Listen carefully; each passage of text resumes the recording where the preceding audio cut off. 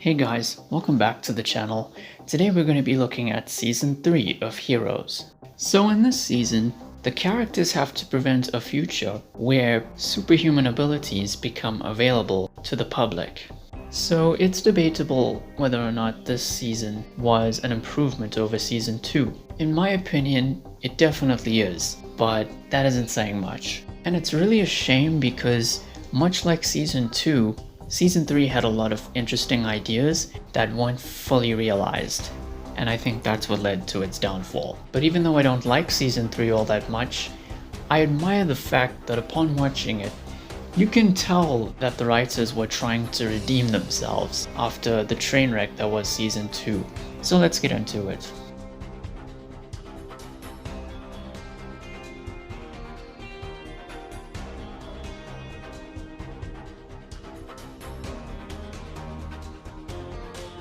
So first of all, I really liked the way this season was structured.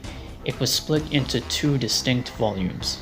Volume 3, Villains, which was originally intended to be a part of Season 2, and Volume 4, Fugitives, which is arguably the better half.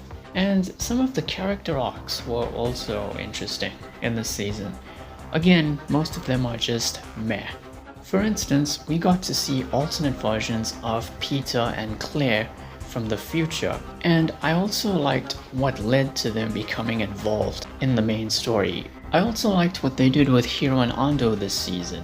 Hiro discovers a family secret that could endanger the world as we know it.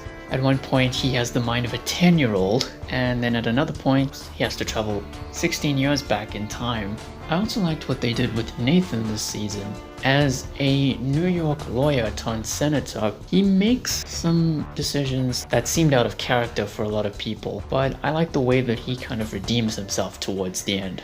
There's also some interesting stuff involving Matt Parkman. He gets transported to an unknown location in Africa where he discovers a painting with the earth split in half, and he tries to figure out what this implies. And he even discovers a new ability later on in the season. There's also some interesting new characters this season, such as Daphne Millbrook, a speedster who has the ability of enhanced speed, and at one point she even refers to Hiro upon meeting him as her nemesis. There's Emilio Danko, who is also referred to as the Hunter.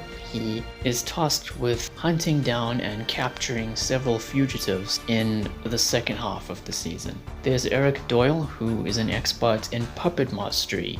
In other words, he has the ability to manipulate people like a puppeteer. Usutu is an African painter who teams up with Matt Parkman when he arrives in Africa. He's aware of the various changes throughout the timeline of the series, and he wants to ensure that Matt is on the right path going forward. But for some reason, out of all the new characters, my favorite is the main antagonist. I'm not going to mention his name because that's kind of a spoiler, but not really. But anyway, I'm just going to keep hush-hush about it. He's played by the late great Robert Forster, may he rest in peace. Anyway, this character, should I even say his name? Well, I'll mention his first name. His first name is Arthur. So, Arthur is intimidating, he's powerful, he can take people's powers at the most unpredictable times, and there's a lot of superpowered beings who have escaped from captivity, and they all end up working for him, and I really like that. But the most interesting thing about him is his history with the Petrellis, Peter, Nathan, and their mother Angela. There was a subplot about a solar eclipse that I really enjoyed. It took place over the course of not one but 2 episodes, and in these 2 episodes, all of the characters lose their powers temporarily. These episodes weren't perfect, they definitely had their problems, but there were definitely episodes that stood out to me. And the finale, while not perfect, was definitely exciting, and it took a very bold risk right at the end.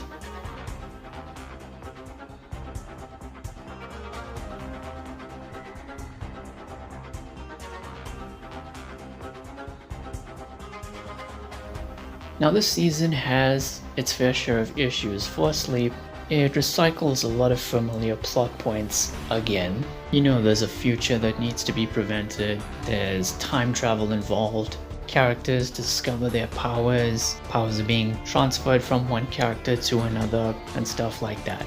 The first half of the season was also incredibly bloated with just one too many ideas, making the whole thing a bit incomprehensible. There were a bunch of character deaths in this season that I found to be disappointing, and as a result, certain characters felt woefully underutilized, or their deaths didn't feel earned. And there were character arcs that I either didn't care for, or they didn't really end up going anywhere, or they didn't live up to their full potential. For example, Mahinder actually gains abilities in the first half, but in the second half that just kinda gets tossed aside. Then there's the character of Tracy Strauss. I do like her character, but I didn't like the fact that she is the sister of Nikki Sanders, and I kinda didn't like the fact that she was played by Ali Lata. I mean, the fact that these two characters are related felt forced, it really did. And then there's Sylar. Sylar's arc started off pretty well, but it kind of fell apart in my opinion, because I like the fact that he questions his loyalties and at one point tries to find his biological father. But then he makes a lot of decisions that kind of angered me.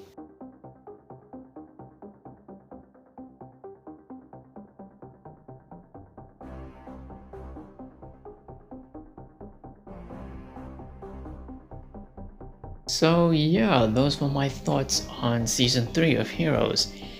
Next time we're going to be looking at the final season of the main show, because after that I'm going to be talking about Heroes Reborn. But as far as the main show is concerned, Season 4 is technically the final season.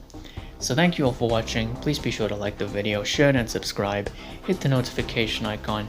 Be safe during this time, and I'll see you soon.